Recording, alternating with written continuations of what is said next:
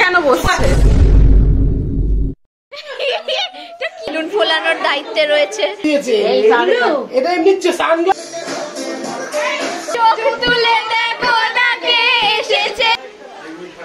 Hello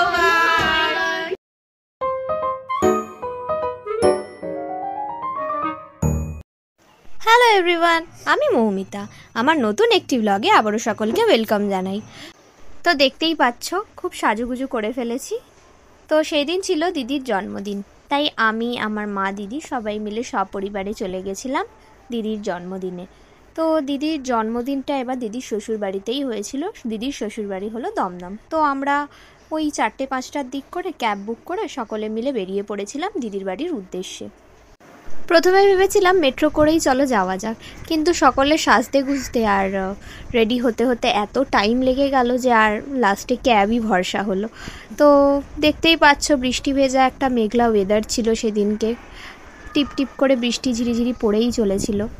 তো তার মধ্যেই আমরা সকলে ডিসাইড করি ঠিক আছে, এখন এত যখন দেরি হয়েই গেছে আর তাহলে আর বাসে বা মেট্রোতে গিয়ে লাভ নেই, তো গাড়ি বুক করেই যাওয়া যাক।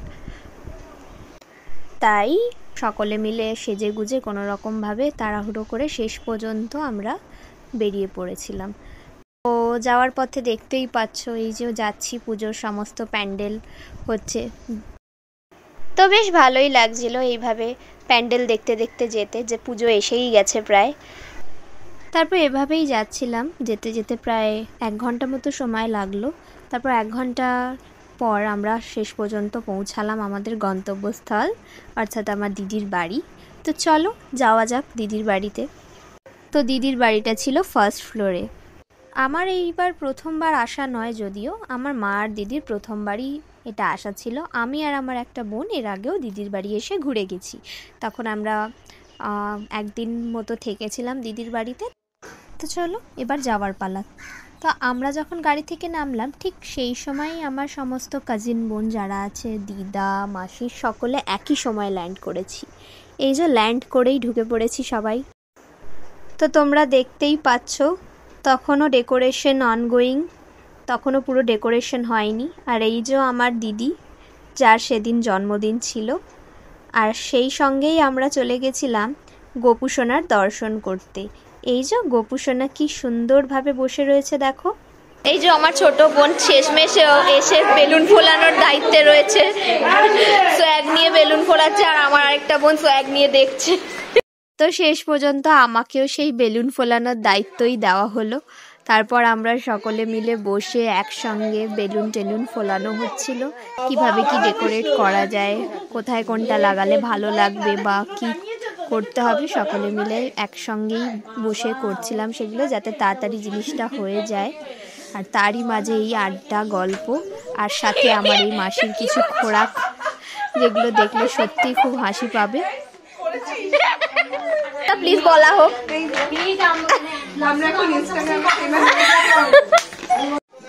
তারপর দিদির বার্থডে কেক আনা হয়েছিল। এই যে দিদির বার্থডে কেক, তো এটাকে কোথায় রাখা যায়, কোন পজিশনে রাখলে ভালো হয়, তো এইসব ডিসাইড করতে করতেই হঠাৎ করেই আমাদের ডান্স মোড অন হয়ে গেছিলো। সবাই পাগলের মতো নাচানাচি করা শুরু করেছিলাম। আর এই যে দেখতেই পাচ্ছ আমার দিদা হাতে অপারেশন হয়েছিল কিছুদিন আগে, সেই সবকে পাত্তা না দিয়েই আমার দিদা নাচতে শুরু করে দিয়েছিল। সকলেই আমরা নাচানাচি করছিলাম, হই হুল্লোড় করছিলাম। কারোর যেন ক্লান্তি নেই সেদিনকে। এতদিন পর সবাই একজোট হয়েছি, ব্যাস কে আর কাকে ছাড়ে, সবাই মিলে তখন হই হুল্লোড় শুরু হয়ে গেছে। ব্যাস এবার কে কত নাচতে পারো চলো দেখা যাক, এরকম একটা মনোভাব নিয়ে সবাই পুরো পাগলপন্থী স্টার্ট করে দিয়েছিলাম।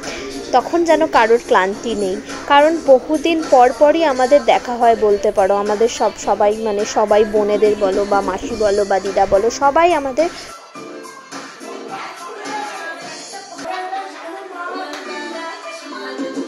আর সেই দিনকে সব থেকে বেশি যে মজাদার ব্যাপারটা হয়েছিল সেটা হচ্ছে আমার বোন ইন্ট্রোডিউস করালো ওর বয়ফ্রেন্ডের সাথে।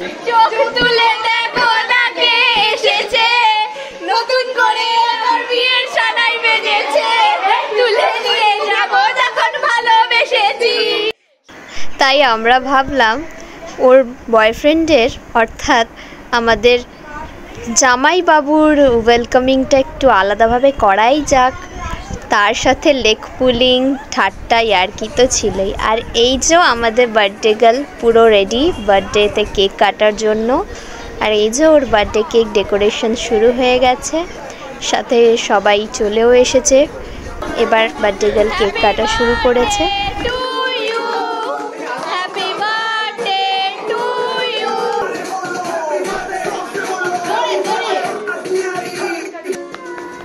আর এই যে আমার জামাইবাবু আর এটা আমার দিদি, দুজনে একসঙ্গে মিলে কেক কাটিং করছে। এখানে বড়দের ঢোকা বাঞ্ছনীয়, আমি বলেই দিয়েছিলাম, তাও বড়রা নিচে কেন বসছে। তারপর এই যে বোনের বয়ফ্রেন্ডকে পেয়ে আমরা সকলে মিলে বসে জমিয়ে আড্ডা দিচ্ছিলাম। সাথে তো লেগ পুলিং মাস্ট। এই যে সবাই বসে আছি একসাথে। আর সাথে পেয়ে গেছিলাম এই কিউটি পাই চকলেটের সমান মিষ্টি এই পুচকি বোনটাকে।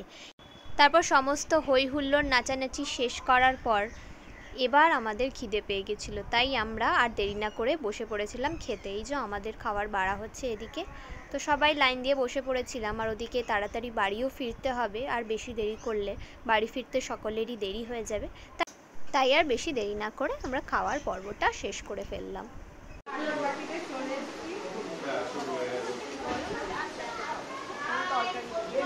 হ্যাঁ,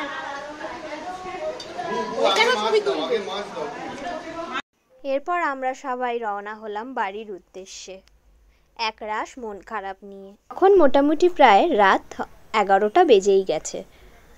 হুল্লোড় নাচানাচি তো করলাম, তারপর যখন একটু দেরি হয়ে গেল তখন মনে হচ্ছিল যে এবার বাড়ি ফেরাটা একটু হয়তো সমস্যার হয়ে যাবে, গাড়ি পাবো কি পাবো না। তো শেষমেশ সেগুলো দূর করে আমরা অবশেষে গাড়ি পেয়েছিলাম আর ঠিকঠাক মতো বাড়িও ফিরেছিলাম। তো ভিডিওটি এখানেই শেষ করছি। ভিডিওটি যদি সকলের ভালো লেগে থাকে অবশ্যই কমেন্ট করে জানাবে, আর লাইক শেয়ার করতে যেন ভুলো না। দেখা হচ্ছে পরের ভিডিওতে, ততক্ষণের জন্য টেক কেয়ার।